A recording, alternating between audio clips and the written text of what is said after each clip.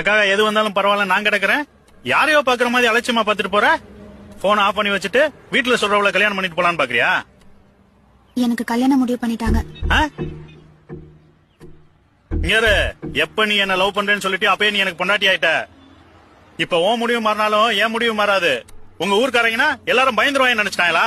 எது ஜெபம் வந்தாலும் சும்மா ஏன் கத்துறீங்க? அங்க ஏன் சம்மதத்தோட எதுவும் நடக்கல. நான் அமைதியா இருக்கறதுனால ஒத்துக்கிட்டேன்னு நினைச்சிட்டு இருக்காங்க. நீங்க உள்ள இருக்கீங்களா வெளியே இருக்கீங்களான்னு தெரியாம நான் ஒத்தைய எங்கிட்டு போராடுறது? அக்கா சித்தி அத்தனை ஆள் ஆளுக்கு அவங்கவுங்க அனுபவம்ன்ற பேர்ல ஏன் புத்திய செலவு பண்ணாங்க? இங்க உள்ள இருக்கிறது என்ன கரையா? தோற்றணி போறதுக்கு பிரச்சனை வந்த உடனே விட்டுட்டு ஓடணும்னு நினைச்சிருந்தா அவங்க பண்ணதெல்லாம் காதலே கிடையாது.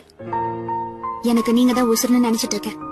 தைரியமா வீடேறி வந்து கேட்டு முறைப்படி கல்யாணம் பண்ணாலும் சரி, இல்ல அது சரியா வராது வா எங்கேயாவது போயிடலான்னு வந்து கூட்டிட்டு போனாலும் சரி, நான் எல்லாத்துக்கும் ரெடி தான். ஏன்னா நானும் உண்மையாதான் லவ் பண்றேன். இனியும்